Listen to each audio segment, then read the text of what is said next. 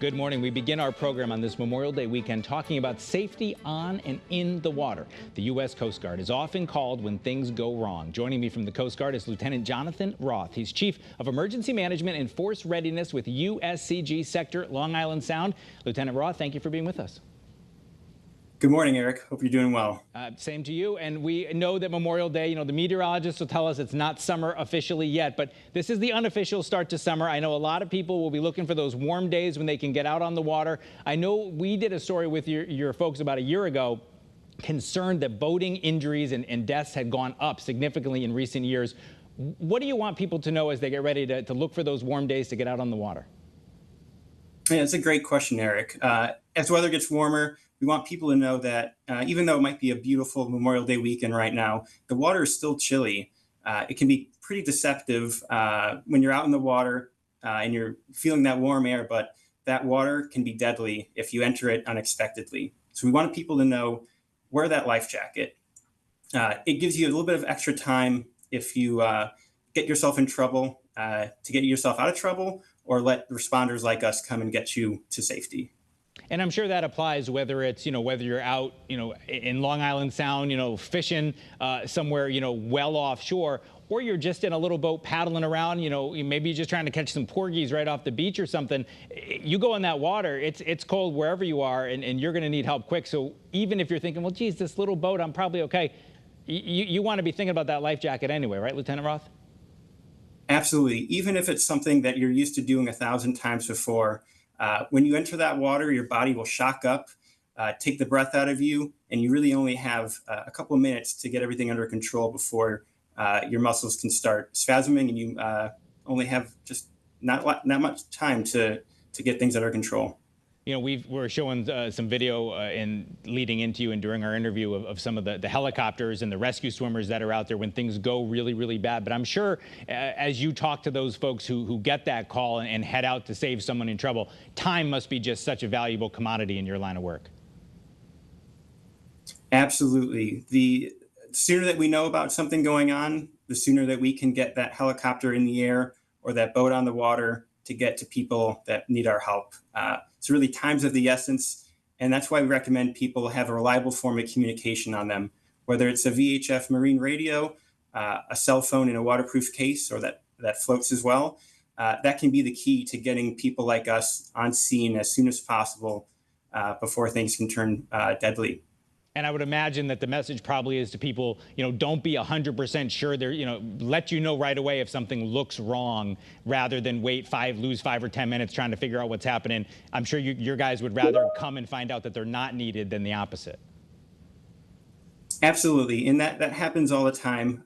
We'll get calls that turn out not to be an emergency situation, but for that one time or two times in dozens of calls where it is someone in distress, that's really the call that matters. So we'll take those calls and treat everything like it could be distress until we determine otherwise.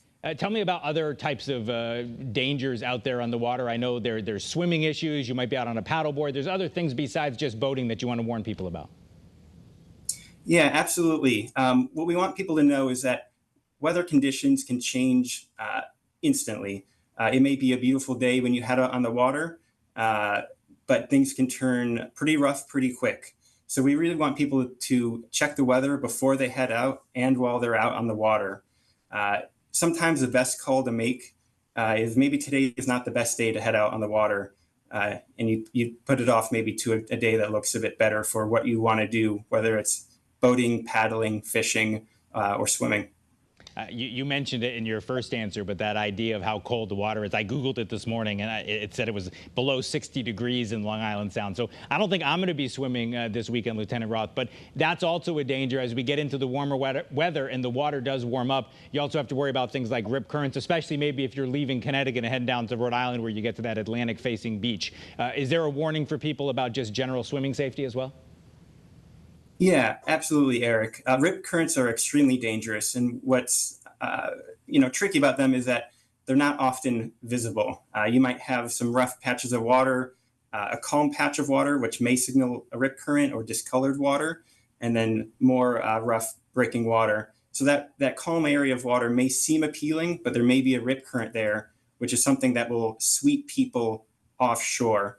And what we would like to tell people is that if you're caught in a rip current and it's taking you offshore, don't try to fight it.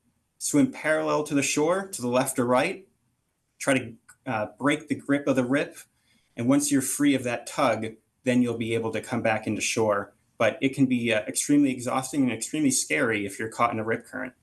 I know your assets in Sector Long Island Sound are on call, throughout the year. But certainly this must be the time of year when you expect to maybe get more distress calls and calls for emergencies. Is there anything, if someone has to make that call, or maybe they make the call as a bystander, is there anything they can do to help your responding crews, information they can provide, or things they can do on the scene to maybe make it a little more likely that there's a good outcome?